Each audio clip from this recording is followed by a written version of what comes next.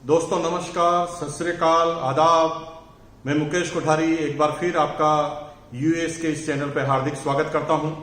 दोस्तों 10 मई से लगातार हम अलग अलग लीडरों के फंक्शन में बैठ रहे हैं। मेरा अगर पर्सनल अनुभव बताऊं तो मैं काफी सीखा हूं। मैंने अभी यूएस में कई ऐसे लीडरों को पहली बार लंबा इतना सुना है और मजे की बात है कि मुझे गर्व महसूस होता है मेरी टीम के ऊपर कि यूनिक एजुकेशन सिस्टम की जो टीम है उसका एक एक लीडर, उसके अंदर इतने सारी प्रतिभाएं छुपी हुई है। और दोस्तों बहुत सारे सब कोर लीडर हैं, कोर लीडर हैं और बहुत ही जल्दी साल भर के अंदर 2 साल के अंदर ये सारे प्री कोर और सब कोर लीडर हमारे कोर टीम के अंदर का हिस्सा होंगे। और दोस्तों इन सब लोगों को सुनने का आपको मौका मिलेगा। दोस्तों आज इस लाइव वेबिनार में कुछ विशेष टॉपिक को लेकर आज हम हाजिर हुए हैं। मैं एक बार फिर परिचय दे दूं, मेरा नाम मुकेश कोठारी है और मैं राजस्थान का रहने वाला हूं। राजस्थान में एक छोटी city Bhilwara, basically textile city है। 1973 में मेरा जन्म भीलवाड़ा में हुआ, इसी भीलवाड़ा में, और अपनी पूरी एजुकेशन मैंने भीलवाड़ा राजस्थान में ली। आई एम सिंपली बीकॉम, ज्यादा पढ़ा लिखा नहीं हूं मैं। मेरे से बहुत सारे ज्यादा पढ़े लिखे लोग होंगे। मैं आपको सत सत प्रणाम करता हूं, आपकी बुद्धिमत्ता को प्रणाम करता हूं, आपके ज्ञान को प्रणाम करता हूं। जीवन का अगर कोई भी और दौर होता तो शायद मैं आपका शिष्य होता और मैं आपसे सीख रहा होता, लेकिन आज मैं यहाँ पर सिर्फ इसलिए आया हूं क्योंकि आरसीएम का मेरे पास थोड़ा सा अनुभव आपसे ज्यादा है। पिछले 20 साल का मेरा आरसीएम का अनुभव है और उसी की वजह से आज मैं इस वेबिनार में हूं और आप सुन रहे हैं। बाकी निश्चित रूप से मैं आपको जिंदगी भर सुनूंगा और आप भी लोगों से जिंदगी भर मैं सीखता आया हूं और सीखता रहूंगा। दोस्तों 1973 में जन्म के बाद अपनी एजुकेशन कंप्लीट करने के बाद एक प्राइवेट नौकरी से मैंने अपना इकोनॉमिकल कैरियर चालू किया था। प्राइवेट नौकरी से इकोनॉमिकल कैरियर क्यों चालू किया आप अच्छी तरह समझ सकते हैं कि मेरे पिताजी करोड़पति थे। करोड़पति थे? नहीं दोस्तों, मेरे पिताजी मिडिल क्लास बैकग्राउंड में बिलोंग करते थे और डिफेंस सर्विसेज के अंदर वो थे। फिटनेस साथ नहीं देती थी, इस वजह से उन्हें कंपल्सरी रिटायरमेंट लेना पड़ा। और जब पिताजी का रिटायरमेंट हुआ मेरी एज मात्र 9 साल की थी और परिवार जो है इकोनॉमिकल क्राइसिस से गुजर रहा था। 6 भाई बहनों का मेरा परिवार था, पूरी फैमिली में सबसे छोटा था मैं। तो अक्सर जो छोटे बच्चे बहुत ज्यादा प्यारे होते हैं, लेकिन मेरे साथ कंडीशन कुछ और थी क्योंकि मैं जब छोटा था तो परिवार इकोनॉमिकल क्राइसिस से गुजरा था, तो हमें हर जगह समझौते करने पड़ते थे। मुझे वो वक्त याद है जब मेरी माँ जो है अपना पेट काट काट कर हमारे लोगों का लालन पोषण कराती थी। मुझे वो वक्त भी याद है जब राजस्थान में एक प्रथा है कि मेहमान जब घर में आते हैं तो देसी घी के साथ उसे खाना खिलाया जाता है और हमारे पास इतना घी नहीं हुआ करता था और इस वजह से मेरी माँ जो है 100 ग्राम 200 ग्राम घी को छुपा कर रखती थी कि कोई मेहमान आ जाए तो हमेशा उसके सामने हमारी इज्जत जो है वो खराब नहीं होनी चाहिए। और इस तरह से मेरी माँ ने बड़े कठिन संघर्षों में हमें लालन पोषण कराया। ऐसा आज जो न्यूट्रिशन फूड की बात करते हैं ऐसा कुछ था नहीं। आपको आश्चर्य होगा कि कभी महीने 2 महीने में एक बार हमें दूध पीने को मिलता था और खाने में रोटी दाल और कभी कभी सब्जी, हरी सब्जी के अलावा कुछ होता नहीं था। अचार से रोटी खा लेते थे और इस तरह से गुजारा चलता था। मुझे वो वक्त याद है कि हमारे को चप्पल पहनने की आदत नहीं होती थी क्योंकि इतना पैसा अफोर्ड नहीं कर सकते थे, तो बिना स्लीपर के बिना जूतों के हम रहते थे। और कभी कभी जब होली दिवाली पर हमें शूज दिलाए जाते थे, चप्पल दिलाई जाती थी, तो हम जहां पर भी जाते थे वो भूल जाते थे। क्यों भूल जाते थे? क्योंकि हमें पहनने की आदत ही नहीं थी, तो वापस पहनकर आना भूल जाते थे। ऐसे कई वाक्य हुए। मुझे वो वक्त भी अच्छी तरह याद है जब एक ड्रेस सिलाई जाती थी, उसे 2-3 साल तक चलाना होता था स्कूल के अंदर और वो फट जाती थी और मेरी माँ जो है बार बार उसे रफू करके, राजस्थान में उसे ठेकली कहते हैं, ऐसा लगा के सिल कर हमें चलाती थी। और हम इस कठिन संघर्ष में लालन पोषण हमारा हुआ।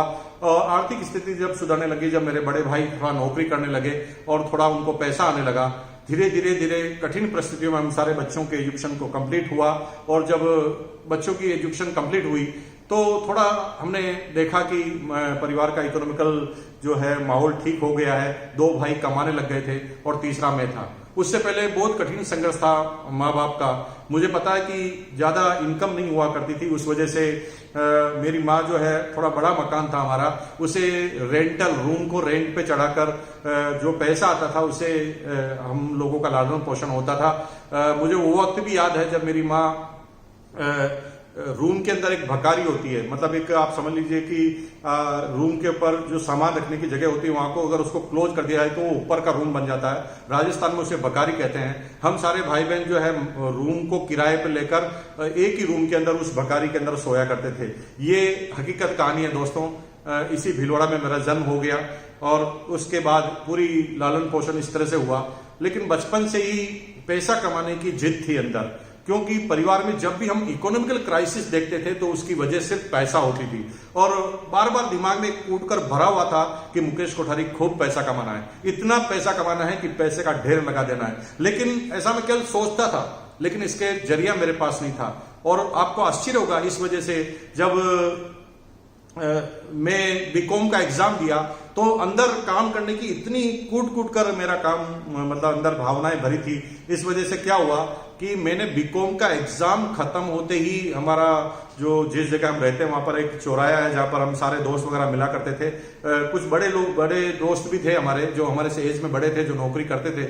मैंने अपने एक दोस्त से जो नौकरी करता था, मेरे से उम्र में बड़ा था, मैंने उनसे कहा कि भाई देखो मेरा बीकॉम का एग्जाम हो गया है और मुझे अब नौकरी करनी है, कुछ जीवन में करना है। तो मेरे दोस्त ने कहा कि यार अभी इतना जल्दी क्या करेगा, अभी रिजल्ट तो आने दे। मैंने कहा रिजल्ट आएगा तब तक मैं सैलरी कम ले लूंगा, लेकिन मैं 2 महीने खराब नहीं करना चाहता, मैं काम सीखना चाहता हूं, मुझे क्या आप काम दिला सकते हैं? तो मेरे दोस्त की मदद से एक प्राइवेट नौकरी में मेरी शुरुआत हो गई और मुझे बताया गया था कि आपको मार्केटिंग के लिए रखा गया है, लेकिन ऐसा हुआ नहीं।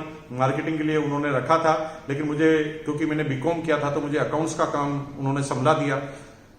मैं संतुष्ट नहीं था। 3-4 महीने मेरे को काम दिया, मुझे जगह जगह इंटरेस्ट के डेबिट नोट बांट कर आने पड़ते थे। मुझे एक साइकिल दे दी गई, धूप में मैं वो साइकिल को ले जाता था, डेबिट नोट बांट के आता था और बारिश में भी उसी साइकिल पर रहता था, कभी कभी भीग जाता था। फिर 3 महीने बाद मैंने नौकरी चेंज की, फिर मैं मार्केटिंग फील्ड में आया और धीरे धीरे सर्विस मैंने की। दोस्तों, जब मेरी पहली सैलरी 750 रुपए आई थी ना, तो दोस्तों मुझे पहली बार जीवन में ये पता चला कि पैसा कमाना बहुत कठिन काम है। इसके बारे में सोचना आसान काम है, सपने देखना आसान काम है, लेकिन पैसा कमाना बिल्कुल भी आसान काम नहीं है। लेकिन ये दौर लगातार चलता रहा, क्योंकि इसके अलावा मेरे पास कोई दूसरा रास्ता भी नहीं था। इस वजह से ये दौर लगातार चलता रहा और हुआ ये कि पैसा कमाना चाहता था, इसलिए नौकरी के दौरान भी चुप नहीं रहता था। जब भी मुझे कोई नई चीज दिखती थी तो मैं उसके बारे में जानकारी लेता था, और जो आपके साथ होता था मेरे साथ भी होता था। जब मैं किसी को अच्छे समोसे की दुकान चलती थी उसको देखता था तो मुझे लगता था कि मुझे समोसे का बिजनेस कर लेना चाहिए। जब मैं स्टेशनरी की दुकान पे चलता था तो मुझे लगता था कि मुझे स्टेशनरी की दुकान कर लेनी चाहिए। और जब मैं किसी रेडीमेड के कारखाने में जाता था तो मुझे लगता था कि मुझे रेडीमेड का कारखाना खोल देना चाहिए था। इस तरह से दिमाग बार बार भटकता था, मैं अपनी नौकरी से संतुष्ट नहीं था। और इस दौरान मैंने कई तरह के बिजनेस किए, बिजनेस माइंडेड था मैं दोस्तों, जीवन में कुछ बढ़ना चाहता हूं। और आज आपका सीखने का पॉइंट नंबर यह है कि अगर कामयाब आपको होना है तो नौकरी से आप जिंदगी भर कामयाब नहीं होंगे।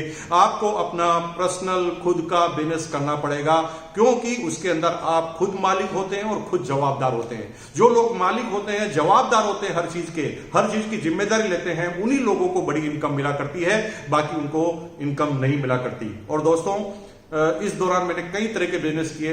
कभी कंपनी मुझे कलकत्ता भेजती थी, मैं वहां से कुछ चीज उठा के लेता था। सीडी प्लेयर का जमाना था, 3000 का सीडी प्लेयर लाकर 4000 में भेज देता था। कभी शर्ट्स को खरीद कर भेज दिया करता था।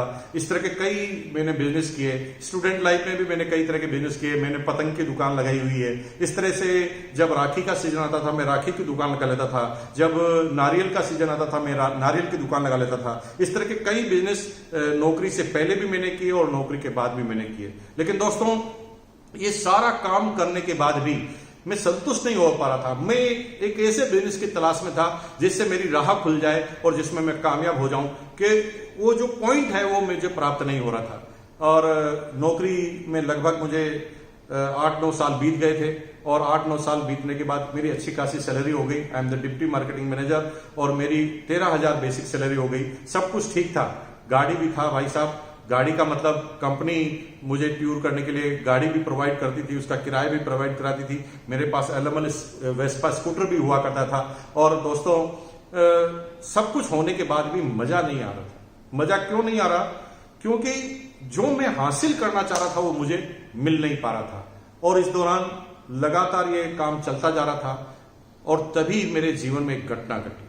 वो घटना थी, मैं जिस कंपनी में काम करता था उसी कंपनी में मेरे ही बॉस मिस्टर प्रहलाद राय जी, जो आज मेरी अपलाइन है, ग्रेट अपलाइन है, जिससे मैं जीवन में बहुत कुछ सीखता हूं, मेरे ही बॉस ने मुझे पहली बार डायरेक्ट सेलिंग के बारे में बताया। और डायरेक्ट सेलिंग में बताने के बाद उस प्लान को देखते ही मैं समझ गया कि शायद यही वो बिजनेस है जिसे हमें करना चाहिए। दोस्तों, जब ये प्लान देखा और मैंने इस बिजनेस को करने की ठानी तो बड़े चैलेंज थे, क्योंकि समय नहीं हुआ करता था। 12 घंटे की मेरी नौकरी होती थी और 12 घंटे की नौकरी के बाद मुझे इस बिजनेस को करना होता था। और ये करना इसलिए जरूरी है, बिजनेस को करना जरूरी है, ये मुझे पता था, क्योंकि मेरी लाइफ थी ना वो बिना एक्साइटमेंट की थी। कोई एक्साइटमेंट नहीं था लाइफ के अंदर। क्या था मेरी जिंदगी, अगर मैं आपको खोल के बताऊं तो नौकरी के दौरान होता क्या था। अगर आपकी भी अगर इसी तरह की हालत है तो आप मेरे से रिलेट कीजिए। क्या करता था मैं, रोज सुबह उठता था लगभग 6 बजे के आसपास। उठने के बाद मॉर्निंग वॉक पे जाता था। मॉर्निंग वॉक से वापस आता था तो बीवी चाय तैयार लेकर रखती थी। चाय और बिस्किट हम साथ में लेते थे, अखबार पढ़ते थे। अखबार को ऐसे पढ़ते थे जैसे पूरी दुनिया की समस्याएं मुझे और मेरी बीवी को ही संभाल ली है। लेकिन पूरे अखबार पढ़ने के बाद जब मैं अखबार पढ़ता रहता बड़ा ध्यान से, तो वाइफ कहती थी कि आज तुम्हें ऑफिस नहीं जाना है क्या। तब एकदम अचानक नींद खुलती और मैं तुरंत बाथरूम की तरफ दौड़ता, फ्रेश होता, तैयार होता। और तैयार होने के बाद मैं डाइनिंग टेबल पर आकर बैठता। मेरी बीवी मुझे नाश्ता करवाती और नाश्ता कराने के बाद मैं अपनी यूनिफॉर्म पहनता ऑफिस की और ऑफिस के लिए रवाना होने के लिए स्कूटर की तरफ जाता। स्कूटर की 1-2 किक लगती, क्योंकि उस समय स्कूटर ऐसे नहीं होते थे दोस्तों कि आज तो सेल्फ किक के स्कूटर हैं, सेल्फ किक की मोटरसाइकिल है जहां पर आपको सेल्फ दबाना है और सीधी मोटरसाइकिल और स्कूटर स्टार्ट हो जाता है। उस समय जितने भी मोटरसाइकिल और स्कूटर हिंदुस्तान में होते थे उस पर हमें किक लगानी पड़ती, और ऐसा कोई भी स्कूटर और मोटरसाइकिल नहीं था जो एक किक में स्टार्ट हो जाए। और सुबह और होता यह था कि 3-4 किकों की आवाज आती थी, तब बीबी को पता चल जाता था और बीबी अंदर से दौड़ कर आती, मेरे हाथ में टिफिन दे देती और टिफिन को लेकर मैं ऑफिस के लिए रवाना होता। पूरे लंच तक मैं काम करता, फिर लंच के टाइम में मैं टिफिन को खाली करता, यानी खाना खाता, और खाना खाने के बाद टिफिन को वापस ठीक रख के फिर मैं काम करता। रात की 8 बजती, घर पर जाने का समय होता, मैं टिफिन को स्कूटर पे टांगता और घर की तरफ वापस रवाना हो जाता। फिर क्या होता दोस्तों, टाइमिंग इतनी परफेक्ट होती है नौकरी क्लास वालों की, उनका हर वक्त एकदम फिक्स टाइम होता है, एकदम सिस्टमेटिक लाइफ होती है। लेकिन आपको मैं बता देना चाहता हूं, better life is the enemy of great life. एक अच्छी जिंदगी हमेशा एक महान जिंदगी की दुश्मन होती है। अगर आप अच्छी जिंदगी जी रहे हैं तो आप सोच लीजिए कि आप जीवन में कोई बड़ा काम नहीं कर पाएंगे।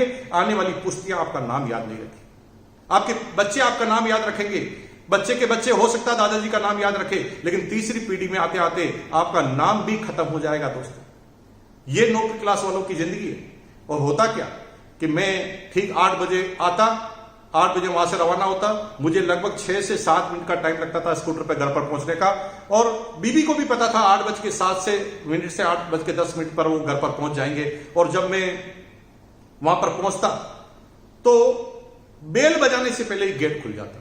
दोस्तों, टाइमिंग देखिए परफेक्ट। बीबी मुझे देखती और बिल्कुल भी मुस्कुराती नहीं। ये मेरा रोज का रूटीन था।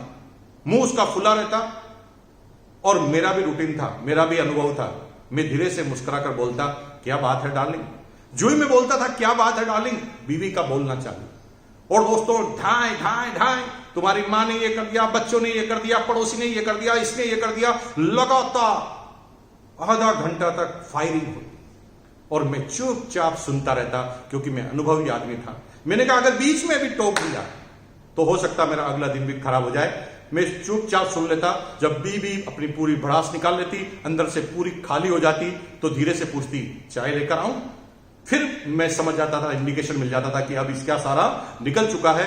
फिर हमारी फर्स्ट क्लास जिंदगी चालू होती। फिर हम चाय वाय पीते, बच्चे ट्यूशन से आ जाते, बच्चों के साथ थोड़ा गेम वेम खेलते, टीवी वगैरह देखते, उसके बाद डिनर करते।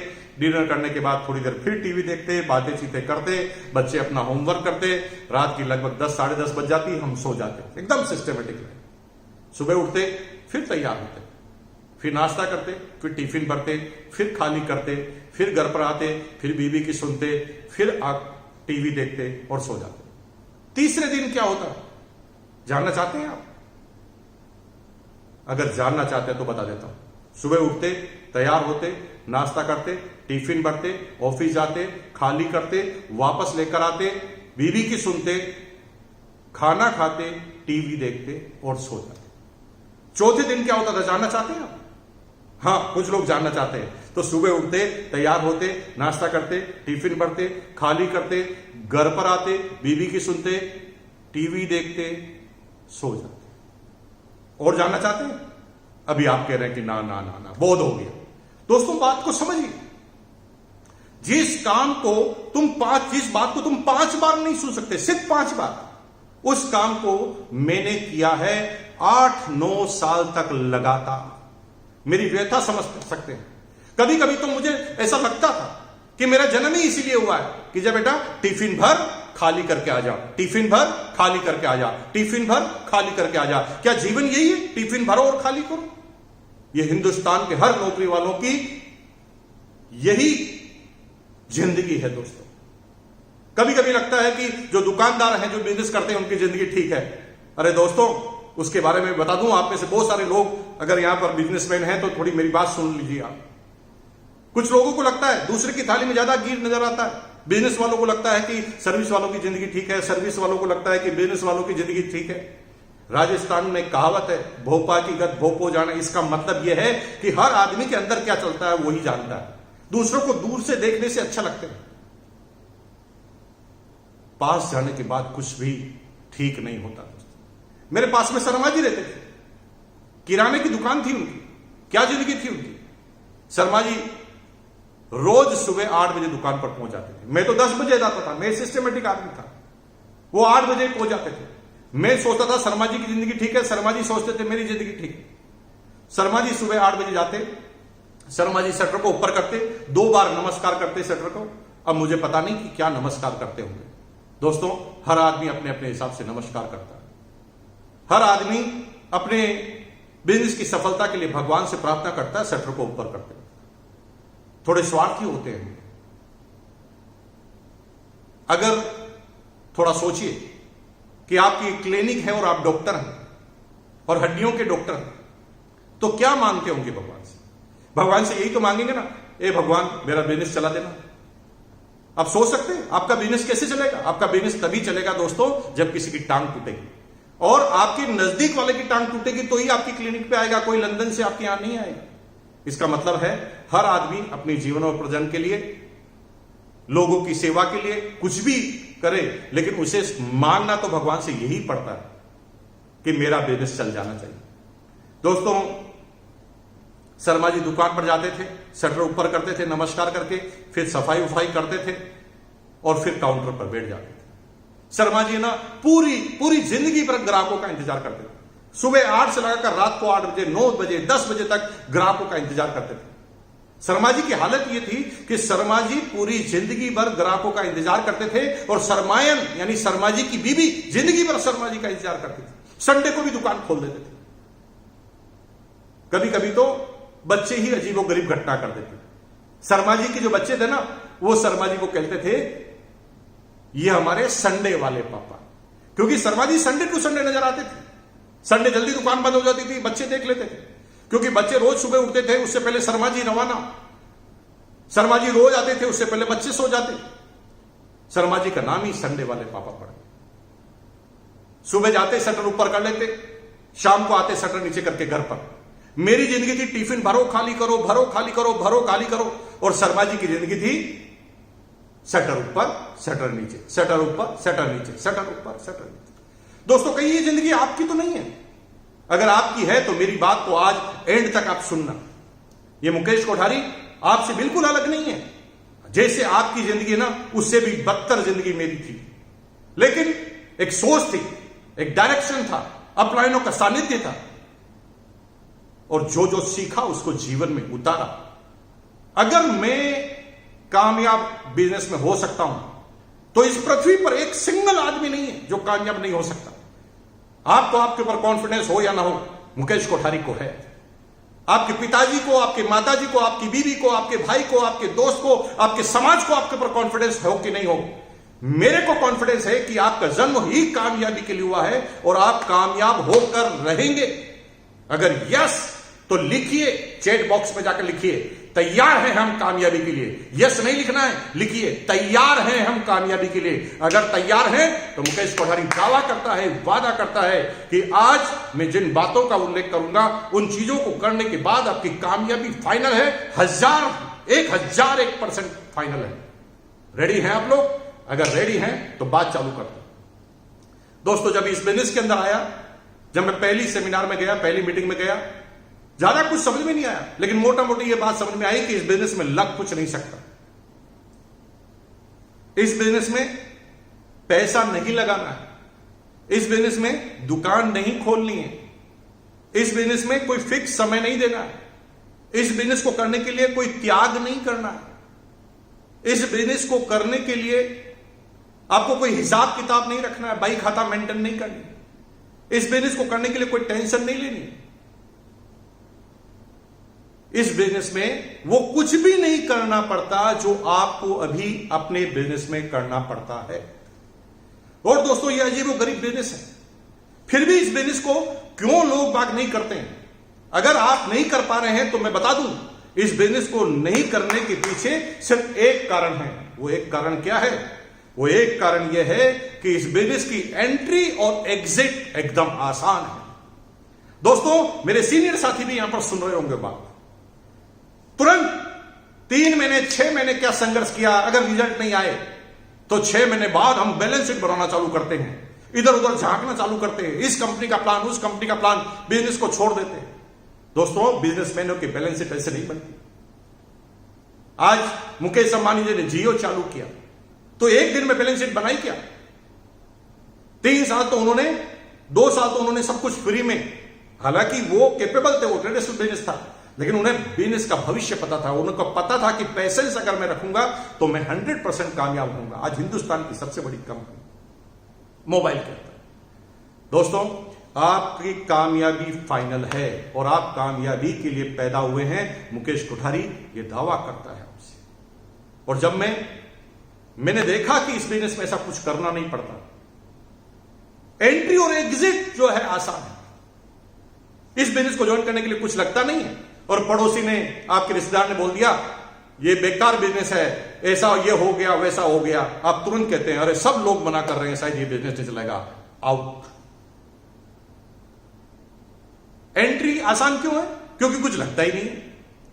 कोई भी आदमी आता है, वो कहे भैया ज्वाइन करना है, आपको सामान लेने हैं घर के, आप तुरंत कहते हैं भाई जब कुछ लग ही नहीं रहा घर के ही सामान लेने तो ज्वाइन करा दो। अगर आपको लग रहा है कि इस बिजनेस को ज्वाइन कराना कठिन है तो आप गलतफहमी में जी रहे हैं। दुनिया में सबसे सस्ता काम अगर कोई है, सबसे सरल का काम है तो किसी को ज्वाइन कराना है, वो भी RCM की डायरेक्ट सेलिंग में किसी को ज्वाइन कराना, क्योंकि कुछ लगता तो है ही नहीं। कोई आदमी नमक खा के, हल्दी खा के, धनिया खा के, बिस्किट खा के ज्वाइन कर लेता है। अब बताओ ये कोई बहुत बड़ी बात है? अगर आप ज्वाइनिंग कराने को बड़ी बात समझ रहे हैं तो आप गलतफहमी में जी रहे हैं। इस बिजनेस में किसी को टिका देना बड़ी बात है। एंट्री और एग्जिट इजी होने के बाद कोई टिकता नहीं आसानी से। लो ऑफ एवरेज में 5, 7, 10% आदमी ही टिकते होंगे, बाकी इतने बड़े विजन को नहीं ले पाते। जिससे भी मिलते हैं ना करता है, तुरंत भाग जाता है। अरे दोस्तों, ना करने से अगर तुरंत भाग जाते आप तो थोड़ा सोचो ना। अगर पान की दुकान आप खोलो ना, पान की दुकान जिसमें 2 लाख रुपए 3 लाख रुपए आप इन्वेस्ट कर दो, और एक दिन अगर कम कस्टमर आए तो क्या आप 3 लाख रुपए को डुबो देंगे, दुकान को बंद कर देंगे? आप नहीं करेंगे, क्योंकि 3 लाख लगाकर आप फंस गए हैं। और आप पैसे रखते हैं तो दुकान जम भी जाती है। वहां एंट्री और एग्जिट एकदम इजी है।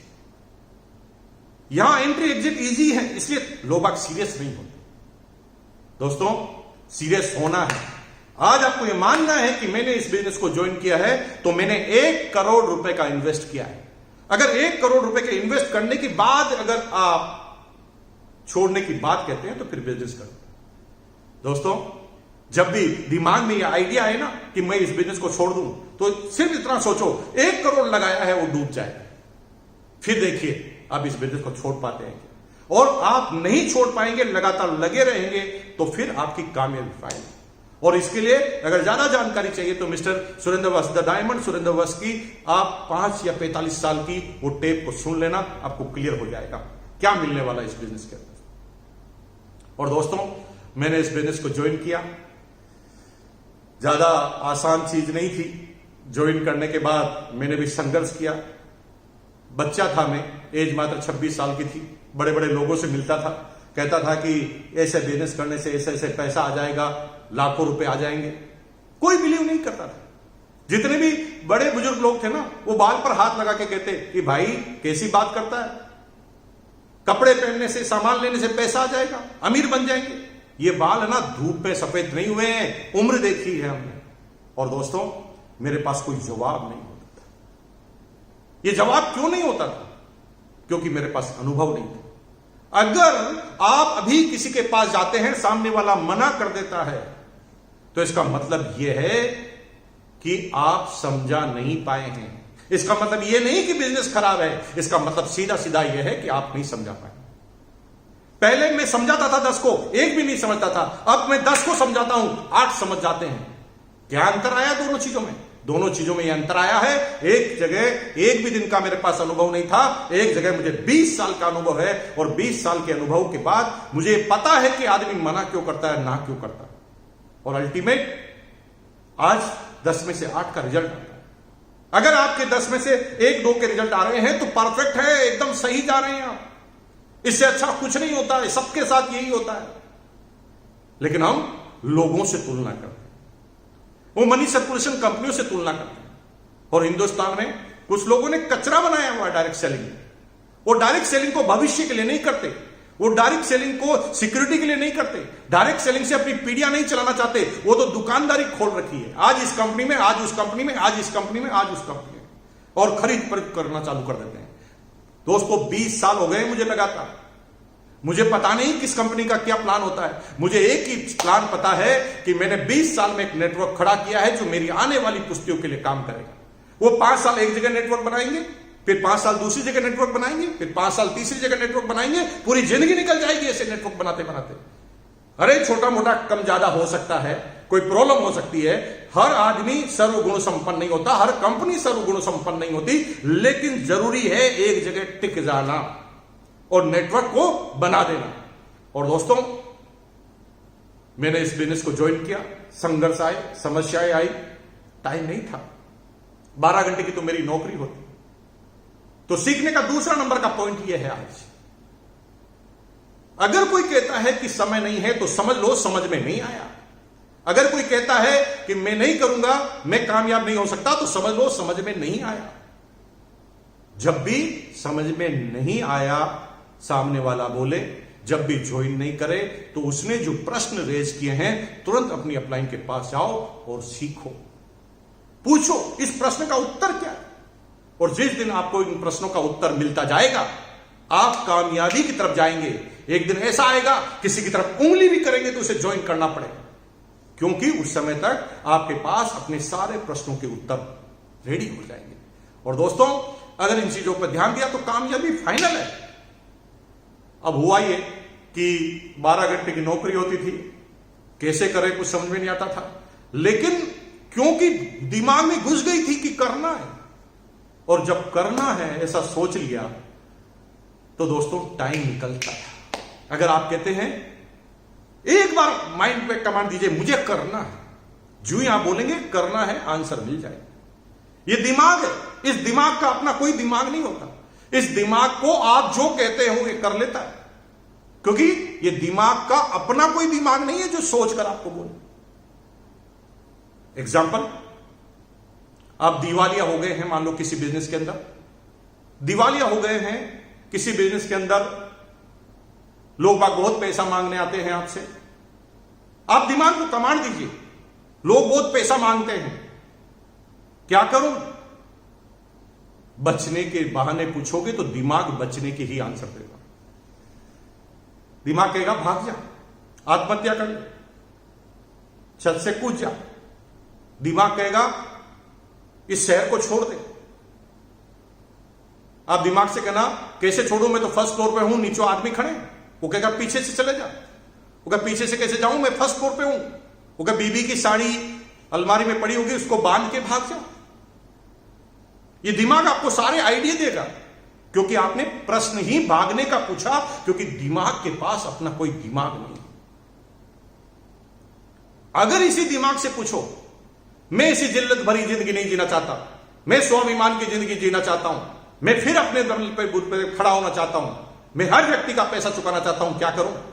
तो यही दिमाग जिसने भागने की सलाह दी थी, यही दिमाग अब आपको कहेगा जा, जो पैसा मांगता उसके सामने जा, आंखें नीचे कर और हाथ जोड़कर बोल कि भाई नुकसान हो गया, पैसा नहीं है, नहीं दे सकता।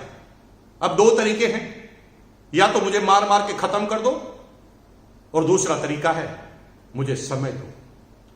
अगर मुझे समय दिया, अगर मुझे कामयाब होने का मौका दिया, तो मैं आपका एक एक पैसा चुकाऊंगा। और जब ये वर्ड बोलते हैं तो दुनिया का भारी से भारी पहलवान भी समझ जाता है कि इसका कर क्या सकते हैं। मारेंगे तो सारे पैसे डूबेंगे, और वक्त देंगे तो पैसे आने के चांस भी। और दोस्तों, आपने जो दिमाग को कमांड दी, वही दिमाग ने महसूस की, उसने उसका ही आंसर दिया। मैंने कहा करना है, तो फिर रास्ते निकले। रोज ऑफिस से जाने से पहले 2 घंटे 8 से 10 लोगों से मिलता था उनकी जगह पर जाकर, और रोज 8 से 10 रात को लोगों से जाके मिलता था। संडे के दिन छुट्टी होती थी। मेरा एलेबल वेस्पा स्कूटर है, आज भी मैंने रखा हुआ 2395 एलेबल वेस्पा 150 NV। उस स्कूटर पर मैं और मेरा साथी संडे के दिन लगभग 175 किलोमीटर आना, 175 किलो जाना, उदयपुर चित्तौड़ होते हुए हम स्कूटर पर जाते थे, हाथ में किट लेकर। वो क्रेज था दोस्तों। ज्वाइन करना बहुत बड़ी बात है। सामने वाला कहता है, इंटरेस्ट भी लेता था ना, तो हमें इतनी खुशी महसूस होती थी, हमें लगता था कि हम एक पॉइंट की तरफ जा रहे हैं। आज आपके पास क्या नहीं है। हमने जब इस बिजनेस को चालू किया, हमारे जब सीनियर अपलाइन ने जब इस बिजनेस को चालू किया, कुछ नहीं था दोस्तों, इस बिजनेस में कुछ नहीं था। आज आपके पास पिकअप सेंटर है, जगह जगह सामान मिलता था। उस समय केवल भीलवाड़ा के अंदर ही सामान मिलता था। आज आपके पास डिपो है, उस समय केवल भीलवाड़ा में ही डिपो था। आज आपके पास एग्जाम्पल है, डायमंड के एग्जाम्पल है, 25-25 लाख रुपए पर मंथ कमाने वालों का एग्जाम्पल है। हमने जब काम किया था ना, एक भी कमीशन नहीं आया था। जब मैंने ज्वाइन किया था, कोई कमीशन नहीं आया था किसी को। जब किसी को प्लान बताते थे ना, तो कहते थे तेरे को कितना आया, तो हम कहते थे तुम जुड़ोगे तभी तो आएगा। यह हकीकत थी दोस्तों। आज आपके पास इतने प्रोडक्ट हैं, हमारे पास सिर्फ एक प्रोडक्ट था। आज आपके पास मीटिंग है, सेमिनार है, अपलाइन की गाइडलाइंस है, अपलाइन का अनुभव है, यूनिक एजुकेशन सिस्टम है, लेकिन हमारे समय में ऐसा कुछ था ही नहीं। एक ही चीज थी, दिमाग में घुस गया था कि करना है। अगर आपने दिमाग में घुसा लिया कि करना है, तो मुकेश कोठारी गारंटी देता है कि आप कामयाब होंगे। आज आप बोलिए मैं तैयार हूं, लिखिए, चैट बॉक्स पे लिखिए मैं तैयार हूं। मैं वेट करता हूं, जब सारे लोग लिखेंगे तो मैं बात करूंगा, नहीं तो समझ लीजिए सेमिनार समाप्त हो गई। लिखिए मैं तैयार हूं। अगर आप तैयार हैं तो मैं भी तैयार हूं। क्या होता है, लगातार संघर्ष की कहानी चालू रहती है, लेकिन जब हम लगातार करते रहते हैं तो लॉ ऑफ एवरेज काम करता है दोस्तों। कई लोग आते हैं, मना कर देते हैं। कई लोग ज्वाइन करते हैं, 5-7 दिन एक्टिव रहते हैं, खत्म हो जाते हैं। कुछ लोग 2-3 महीने एक्टिव रहते हैं, खत्म हो जाते हैं। लेकिन लॉ ऑफ एवरेज से जब हम लगातार लगे रहते हैं, तो कोई ना कोई आदमी हमें अपने जैसा मिलता है। अभी डायरेक्ट सेलिंग में सबसे बड़ी गलती क्या करती है? जो नई कंपनियां आती है वो गलती करती है, जो पुराने लीडर हैं वो गलतियां करते हैं, जो सेट वर्कर नेटवर्कर हैं वो गलतियां करते हैं। वो लीडर को खरीदने का प्रयास करते हैं। लीडर को खरीदिए मत, लीडर को बनाइए। अगर बेसमेंट में ए से लगाकर जेड तक आप उसे सिखाएंगे तो लीडर बनेगा। थोड़ा सोचो, आपका बच्चा सीधा 25 साल का पैदा हुआ होता, या 25 साल के बच्चे को आप गोद लेते। ऐसा क्यों है कि बड़े बच्चों को गोद नहीं लेते? जब हमें किसी दूसरे व्यक्ति को अनाथालय से गोद लेना होता है तो हम बाल्य अवस्था में उसे गोद लेते हैं। इसलिए लेते हैं कि हम अपने हिसाब से संस्कार उसे सिखा सकते हैं। एक आदमी जो पैसों की वजह से किसी और कंपनी में टूट के गया है, आप कैसे मानेंगे कि वो उस जगह भी टिकेगा? कोई तीसरी कंपनी आएगी, फिर वो जाएगा, फिर चौथी कंपनी आएगा जाएगा। इसलिए लीडर के सिलेक्शन करते हुए ध्यान रखिए कि किस लीडर के साथ आप ज्वाइन कर रहे हैं। ऐसा तो नहीं है कि आपके पूरे जीवन को घुमा दे, अपने स्वार्थ की वजह से, अपने लाभ की वजह से वो आपको यूज कर ले। दोस्तों, संघर्ष हुआ, लेकिन धीरे धीरे लीडरशिप क्रिएट हुई। जब पहली एनिवर्सरी में मैं रॉयल्टी एच्योर बना और जब मुझे सम्मानित किया गया, बीसी छाबड़ा जी स्टेज से बोल रहे थे, भाई और बहनों, मैं अब आपके सामने बुलाने जा रहा हूं एक डायनामिक पर्सनालिटी जिसकी एज मात्र 27 साल की है। 27 साल की एज में उस व्यक्ति ने इतना बड़ा कमाल करके बताया, रॉयल्टी जैसी इनकम, रॉयल्टी आएगी इनके मरने के बाद भी, इनके साथ भी, इनके बाद भी, पीढ़ियों को सुरक्षित कर लिया है। जब मेरी टीम के 50 आदमी वहां पर बैठे थे ना दोस्तों, वो एक्साइटेड हो गए। जिस दिन मैंने टीम के साथी को एक्साइटेड कर दिया, समझ लो मेरा काम चालू हो गया। सीखने का पॉइंट नंबर 3 है, इस बिजनेस में बोलो मत, बकबक मत करो, ये करना चाहिए, वो करना चाहिए। अरे ज्ञान का भंडार है और अभी ज्ञान तो यूट्यूब पे मिलता है और जो चाहो वो ज्ञान मिलता है। नहीं परवाह करना उसकी, करके दिखाना। दुनिया में करके दिखाने की वैल्यू है, बोलने की वैल्यू नहीं। जब करके दिखाते हो तो लोग सुने, लोग फॉलो करें। सिर्फ बातें करोगे कोई फॉलो नहीं करे। टीचर ने करके नहीं दिखाया, टीचर ने आपको सिर्फ पढ़ाया है, तो हम बाद में जिंदगी भर फॉलो नहीं करते, बस सम्मान करते। आदर्श नहीं मानते, आदर्श उनको मानते हैं जिसने कुछ करके बताया है। मदर तेरेसा कुछ करके बताया है, रतन टाटा, धीरूभाई अंबानी कुछ करके बताया। हम लोग आदर्श मानते हो। जो लोग करके बताते हैं वो आदर्श बन जाते हैं। और दोस्तों, चैलेंज आए, पहली रॉयल्टी में मैं गया, लोग एक्साइटेड हो गए। लोगों को पहली बार विश्वास हुआ, मेरी डाउनलाइन के लोगों को पहली बार विश्वास हुआ कि ये हम भी कर सकते हैं। अगर मुकेश कोठारी ने 1 साल में हमारे सामने करके बताया तो हम क्यों नहीं कर सकते। उस दिन से मेरा बिजनेस चालू हुआ दोस्तों, और इतना चालू हुआ कि समय ही कम पड़ने लगा। नौकरी हुआ करती थी मेरी, प्राइवेट नौकरी में इतना वक्त नहीं होता था, लेकिन लोग दीवाने हो गए तो अब आपको छोड़ने वाले नहीं थे। जिस भी दिन आपकी डाउनलाइन आपका जीना हराम कर दे, सर्विस मांग मांग कर, समझ लो आपका बिजनेस चालू हो गया। मेरे साथ यही हुआ दोस्तों। लोग इतने दीवाने हो गए कि वो मुझे अब नौकरी नहीं करने देते थे। ऑफिस में लोगों को लेकर आ जाते थे। एक व्यक्ति ऑफिस में लेकर आ गया, सर बाहर आइए, इस व्यक्ति को प्लान समझाइए। अरे मैंने कहा, भाई प्लान शाम को 6 बजे बाद बताएंगे, अभी मैं नौकरी कर रहा हूं। वो बॉस डांटेगा, नौकरी से निकाल देगा। तो कहता, सर मुझे पता नहीं है, बड़ी मुश्किल से पकड़ में आया, समझा। और दोस्तों, अल्टीमेट में इतना परेशान हुआ क्योंकि 23,000 की मेरी इनकम आ गई, 23,000। मुझे लगा कि अगर मैं 8-9 सालों में 13,000 तक पहुंचता हूं सैलरी में, और यहां पर अगर 1 साल में 23,000 आ सकते हैं, तो स्कोप किधर जाता है। सीखने का अगला पॉइंट, जीवन के हर मोड़ पर आपको खुद को निर्णय लेना पड़ेगा। Better life is the enemy of great life. Practical जीना पड़ेगा आपको।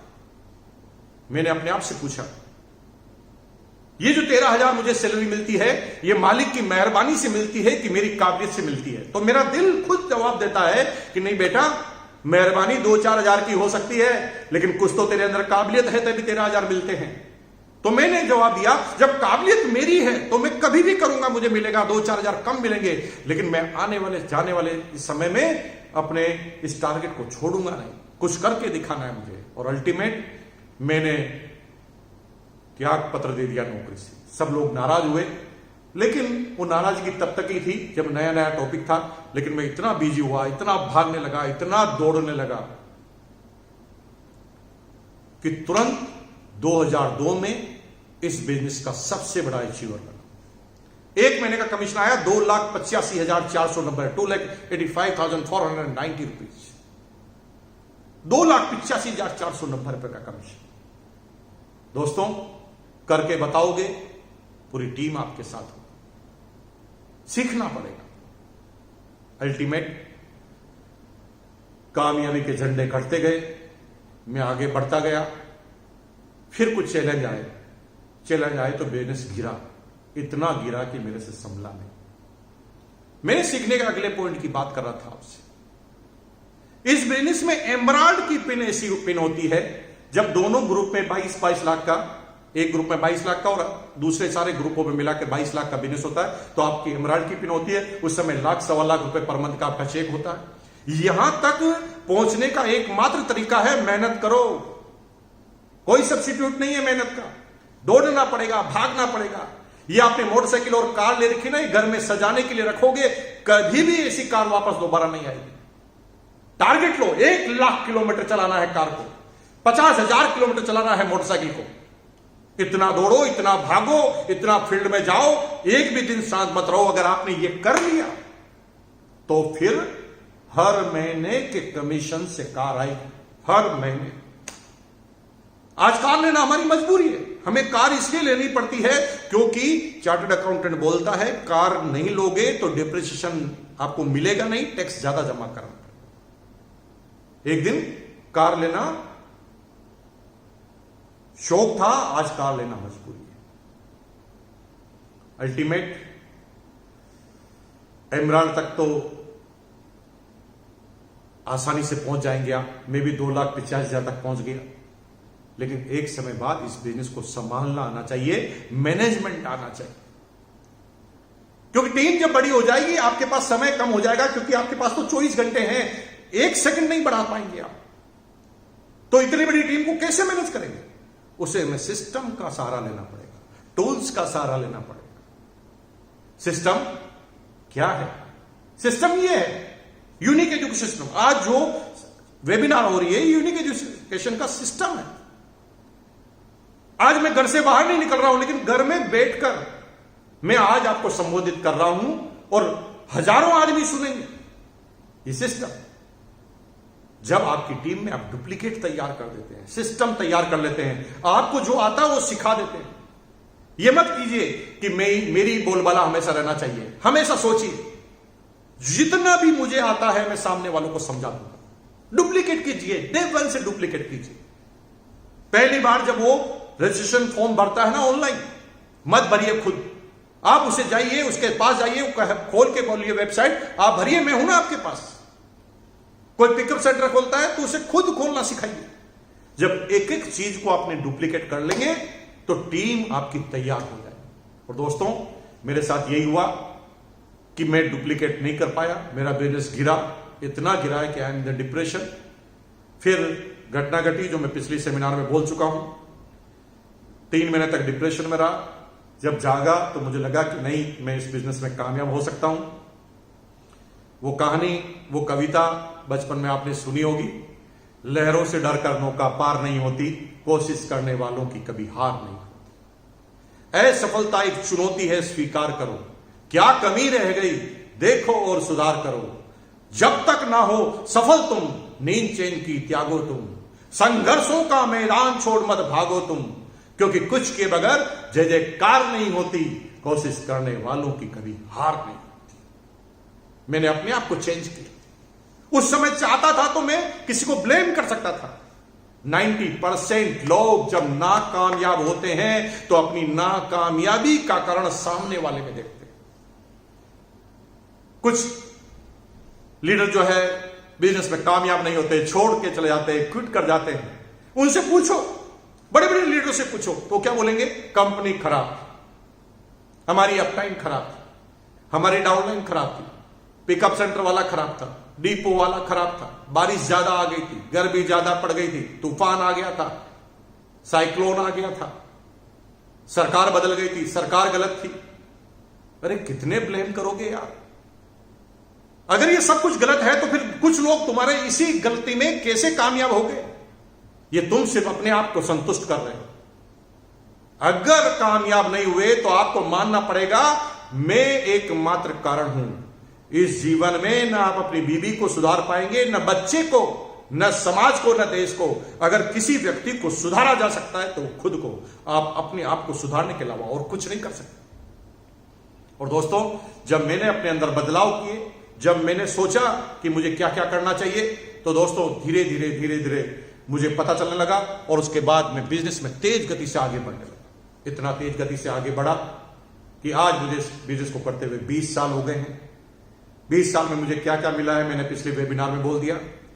आज बहुत सारे मकान हैं, मकान बनाने का ही बिजनेस है, होटल्स हैं। आज जिस जगह मैं होटल में शूट कर रहा हूं, अपनी पिछली जो वेबिनार थी मैंने दूसरी होटल में शूट की थी।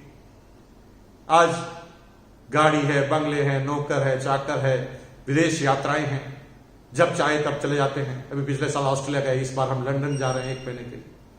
जितना जाए जितना घूमे कोई कमी नहीं। समय खूब है हमारे पास, पैसा बहुत है, सिक्योरिटी इतनी है कि मेरे बच्चे अगर नालायक भी होना भाई साहब, तो उसे जितना मैं छोड़ के जाऊंगा वो पूरा नेटवर्क मिलेगा। वो अगर उनको नेटवर्क संभालना नहीं आता फिर भी चलेगा। क्यों? क्योंकि मैंने डुप्लीकेट तैयार कर दिए टीम, और मेरे नेटवर्क के लोग मेरी कमाई के लिए काम नहीं कर रहे हैं, वो अपने भविष्य के लिए काम कर रहे हैं। और जब वो अपने भविष्य के लिए काम करते रहेंगे तो मेरी पुश्तियों को इनकम देना मजबूरी है। वो कुछ करे या ना करे, इनकम आने वाली। दोस्तों, अल्टीमेट क्या क्या मिला मैं उस पर नहीं जाऊंगा, वो आप मेरी प्रोफाइल वीडियो में आप देख लेना क्या मिला क्या नहीं मिला।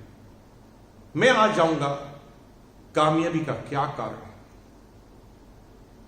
कामयाबी का एकमात्र कारण है नो, NO, नो।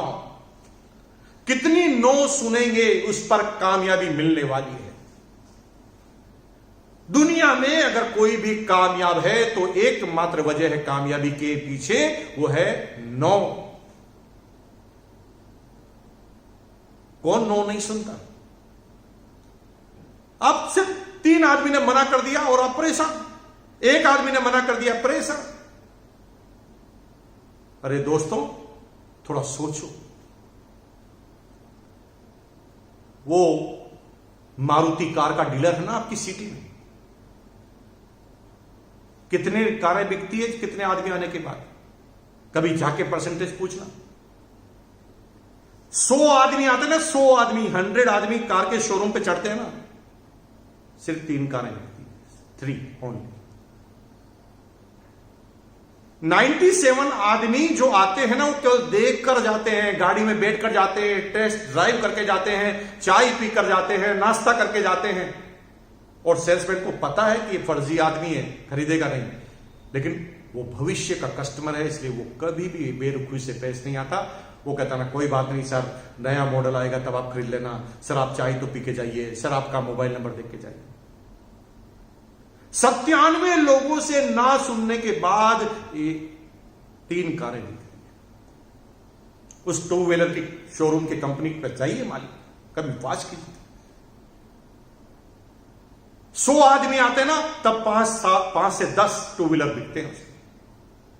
90 लोगों की ना सुनने के बगैर 10 बिक नहीं सकती। जिन लोगों ने करोड़ों रुपए लगाया है, कार वाले ने 50 करोड़ से ज्यादा इन्वेस्ट किए हैं, 2 व्हीलर वालों ने 5 से 7 करोड़ से ज्यादा इन्वेस्ट किए, फिर भी वो इतनी ना क्यों सुन रहे हैं? क्योंकि इतने पैसे लग चुके हैं। अगर वो नेगेटिव हो जाएगा तो सीधा पैसा डूबेगा, फंस गया है। आप खुशनसीब आदमी हैं कि फंस नहीं रहे, बिना फंसे ना सुनना है। आप क्या बात करूं मैं आपसे, ना सुनने में इतनी प्रॉब्लम। अगर नहीं समझ में आ रहा है तो जाइए अपने मोहल्ले के अंदर, आपके पास में जो बाजार है उसके अंदर जाके जाइए, साड़ी के शोरूम पे जाइए।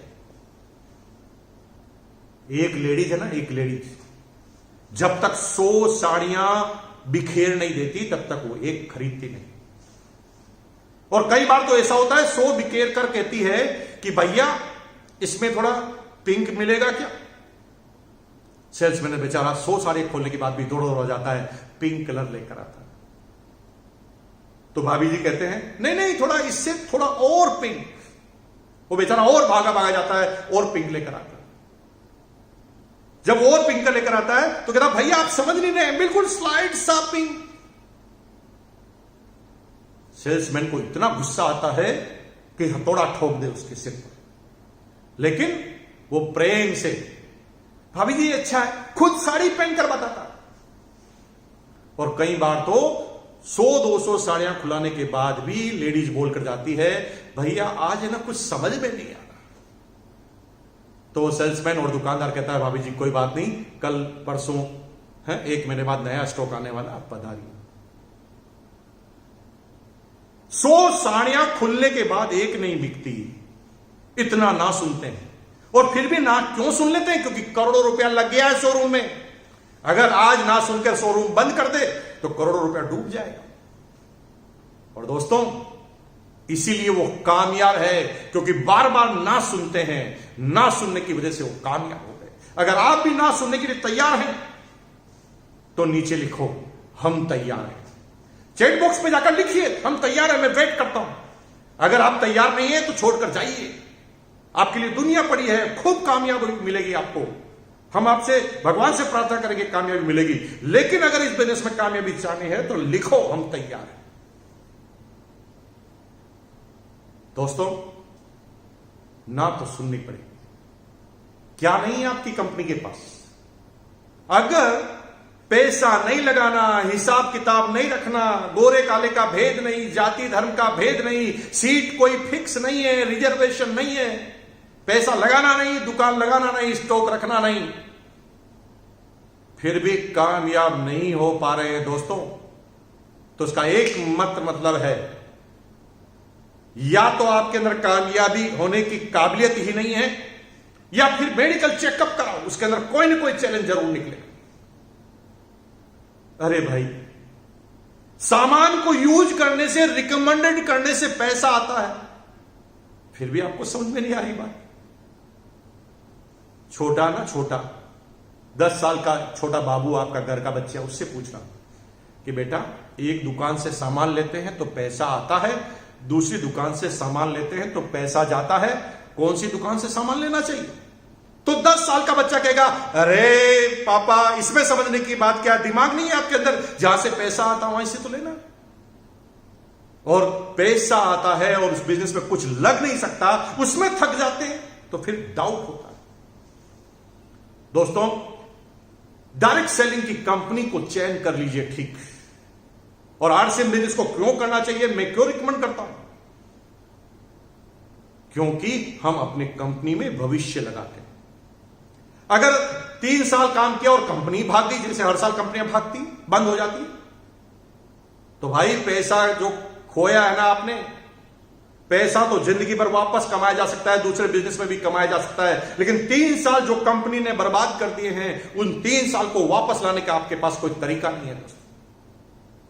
इसलिए मेरे भाइयों और बहनों, अगर आपने सोच लिया है कि करना है, तो कंपनी का चयन सबसे ज्यादा जरूरी है। कौन सी कंपनी में काम करें, कौन सी कंपनी में नहीं काम करें, क्योंकि कंपनी अगर भाग गई तो फिर आपके पास कोई तरीका नहीं है, नहीं ला सकते समय को वापस। अगर समय को वापस नहीं ला सकते तो सही चयन होना जरूरी है, क्योंकि हम जिस कंपनी में काम कर रहे हैं उस कंपनी का टिकना बहुत ज्यादा जरूरी है। इसलिए सबसे पहले अगर आप ये चाहते हैं कि आपकी कंपनी कौन सी ज्वाइन करें, तो सबसे पहले कंपनी की प्रोफाइल को चेक कीजिए। हमारी कंपनी की प्रोफाइल क्या है?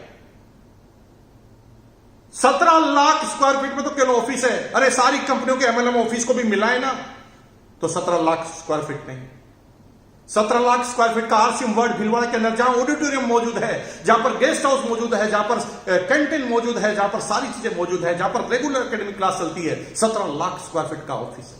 पोर्टफोलियो समझिए आप, कंपनी के 50% से ज्यादा प्रोडक्ट खुद बनाती है कंपनी। डायरेक्ट सेलिंग की सारी कंपनियां माल खरीद कर बेचती है। अरे दोस्तों, उनको इन्वेस्टमेंट इसलिए नहीं करना क्योंकि कभी भी भागना है। कंपनी के खुद के प्लांट है, सब जगह खुद के इन्वेस्टमेंट है।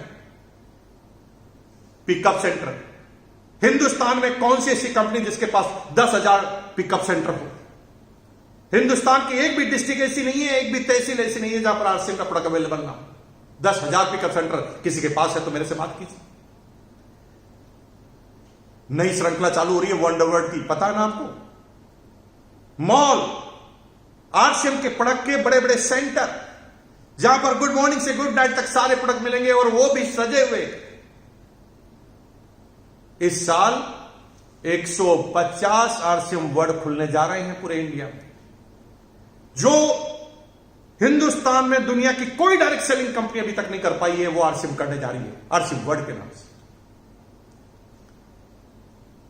डिपो की व्यवस्था सब जगह देखेंगे तो लगभग आपको एक जगह सेंट्रलाइज डिपो मिलेगा। आरसीएम के 120 से ज्यादा डिपो हैं और 120 में से 100 डिपो ऐसे हैं जो कंपनी के खुद के ऑन प्रॉपर्टी पर है। दोस्तों, इन्वेस्ट वही करता है जिनको बिलीव होता है कि हम टिकेंगे। जिनको भागना होता है वो कभी भी इन्वेस्ट नहीं करता। दूसरे नंबर की चीज क्या है? मार्केटिंग प्लान को समझिए। मार्केटिंग प्लान 3 तरह के होते हैं। पहला मार्केटिंग प्लान होता है इनकम ओरिएंटेड। ये इनकम ओरिएंटेड जो मार्केटिंग प्लान होते हैं ना, उसके अंदर सिर्फ पैसा पैसा पैसा पैसा पैसा, ये करोगे इतना आ जाएगा, वो करोगे इसका आ जाएगा, इसको इतना आ गया, उसको इतना आ गया, इसमें कार फंड आ गया, इसको ओडी कार आ गई, इसको मर्सिडीज कार आ गई। वो सिर्फ पैसा बताएंगे। दोस्तों, पैसा कौन बताता है? जिनको पैसा कमाना होता है। कंपनी अगर ज्यादा पैसा बता रही है तो कंपनी ज्यादा पैसा कमाना चाहती है। यह कंपनी का भविष्य धुरझूल में है। कभी भी कंपनी बंद हो जाएगी भाई साहब। मेरा अपना अनुभव है 20 साल में। इन 20 सालों में हर साल एक कंपनी को मैंने भागते हुए देखा है। जो बड़े बड़े दावे करते थे, करोड़ों रुपए आएंगे, अरबों आएंगे, चेक बताते थे, वो कंपनी कहां गायब हो जाती है हमें पता नहीं है। कितने लोगों के भविष्य को चौपट कर देते हैं। एक प्लान होता है जो हमेशा इनकम ओरिएंटेड होता है। इससे आपको बच के रहें। कोई आदमी ज्यादा पैसे पैसे पैसे की बात करे तो समझ लेना कि यहां पर कोई ना कोई गड़बड़ है। दूसरा होता है लीडर ओरिएंटेड। यहां पर बेसिकली कंपनियां सही होती है, लेकिन ये कंपनियां सही तो होती है लेकिन गलत लीडरों के प्रभाव में होती है। ये कंपनियां तेज गति से बढ़ने के लिए लीडर की खरीद चालू करती है। और दोस्तों, जो लीडर बिक जाता है वो कंपनी का क्या भला करेगा? क्योंकि कोई तीसरी कंपनी आएगी, फिर वो बिक जाएगा। ऐसी कंपनियों का भी भविष्य खराब है जो लीडर को तोड़ फोड़ कर इधर उधर ले जाती है। लेकिन तीसरा जो मार्केटिंग प्लान होता है वो प्रोडक्ट ओरिएंटेड। जी हां दोस्तों, वहां पर इनकम बाय डिफॉल्ट आती है, सिक्योरिटी बाय डिफॉल्ट मिलती है, लेकिन कंपनी हमेशा फोकस करती है अपने प्रोडक्ट की रेट, प्रोडक्ट की क्वालिटी को। और लोग बाग प्रोडक्ट के दीवाने हो जाया करते हैं। इतने ज्यादा दीवाने हो जाया करते हैं प्रोडक्ट के कि वो बिजनेस करे न करे प्रोडक्ट ले। जैसे आप देखते होंगे, आप में से कितने लोग राइस ब्रान ऑयल यूज करते हैं? अगर राइस ब्रान ऑयल यूज करते हैं तो लिखो मैं करता हूं। चैट बॉक्स में जाके लिखो, बोलो मैं करता हूं। देखिए कितने लोग करते हैं। इतने लोग राइस ब्रान ऑयल यूज करते हैं। कई लोग ऐसे हैं ना दोस्तों जो आरसीएम नहीं करते, लेकिन अभी भी आरसीएम के पिकअप सेंटर पर आकर ऑयल वही खाते हैं।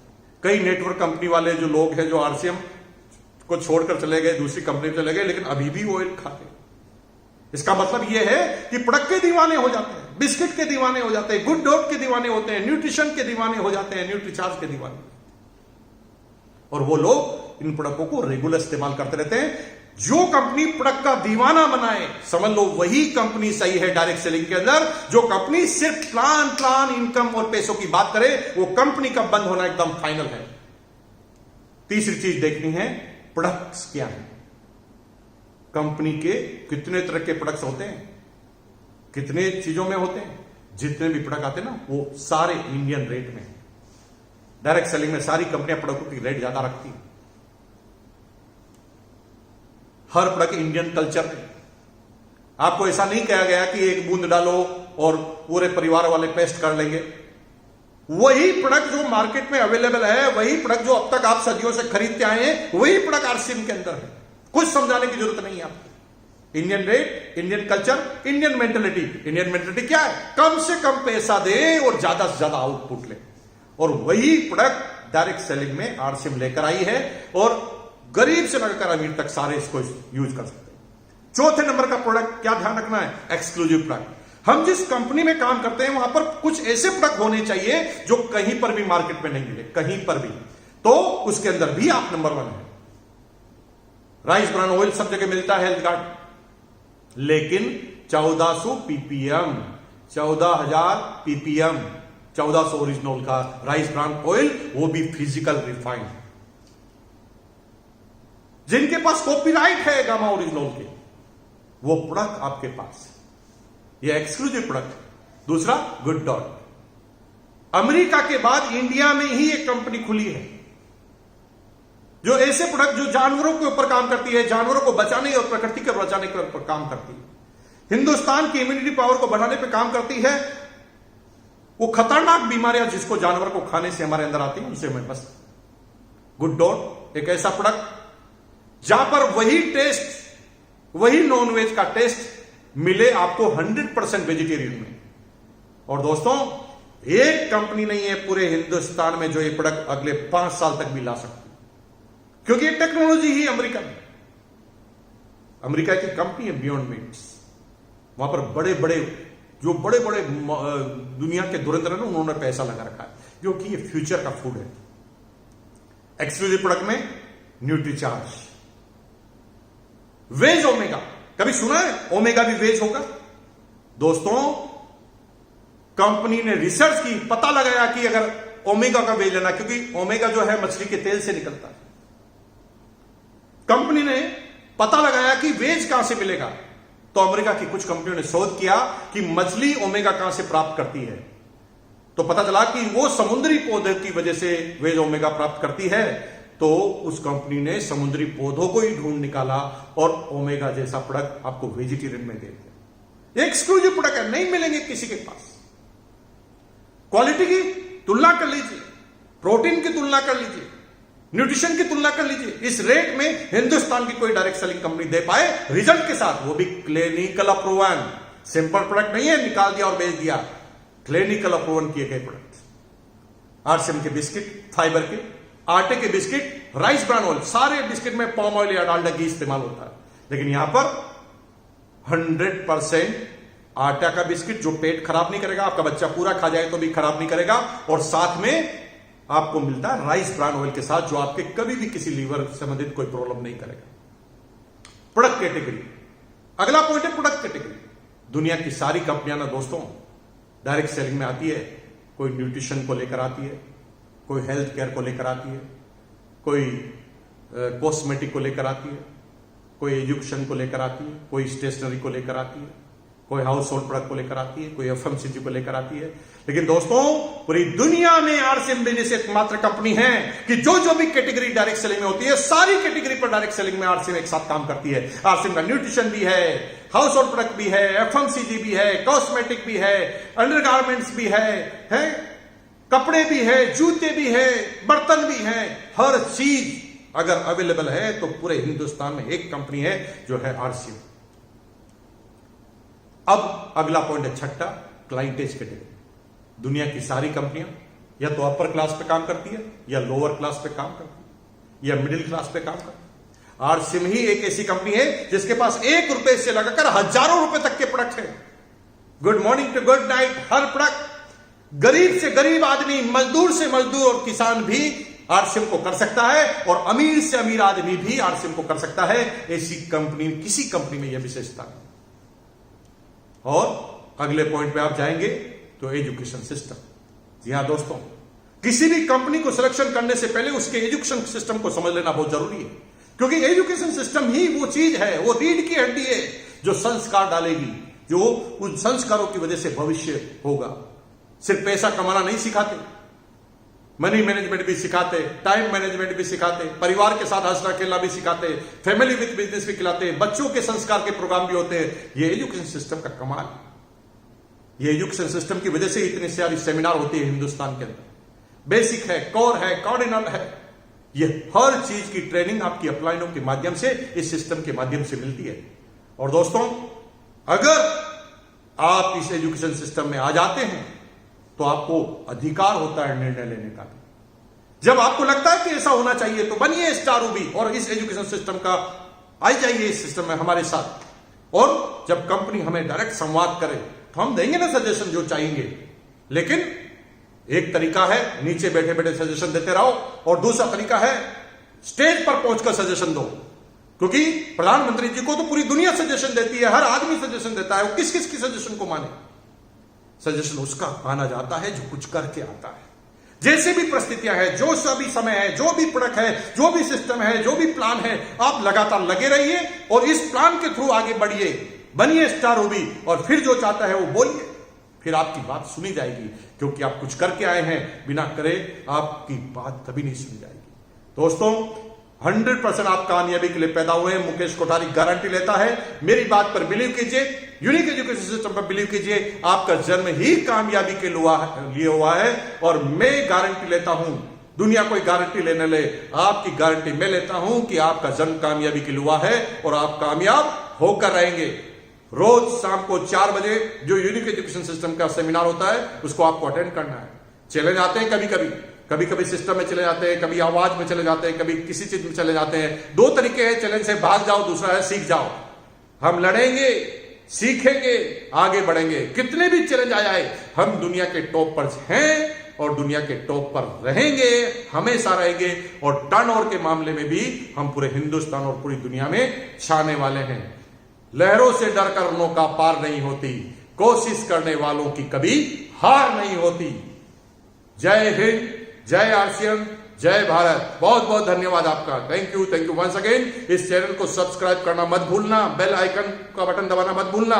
मेरा खुद का पेज है, मेरा चैनल है मुकेश कोठारी पे जाइए, उसमें एक एक पॉइंट पर आपको अलग अलग वीडियो मिलेंगे। मनी मैनेजमेंट का अलग वीडियो मिलेगा, स्टूडेंट के लिए अलग मिलेगा, महिलाओं के लिए अलग वीडियो मिलेगा। जितने भी प्रश्न आपके अंदर आते हैं वो मैंने सारा अपने चैनल के अंदर बोलना चालू कर दिया है। मेरी जो गलतियां उसको भी मैंने बोला है। मुकेश कोठारी चैनल को भी आप सब्सक्राइब कीजिए, उसमें बेल आइकन का बटन दबाइए और यूनिक एजुकेशन सिस्टम को भी आप सब्सक्राइब कीजिए। बहुत बहुत धन्यवाद। Thank you once again.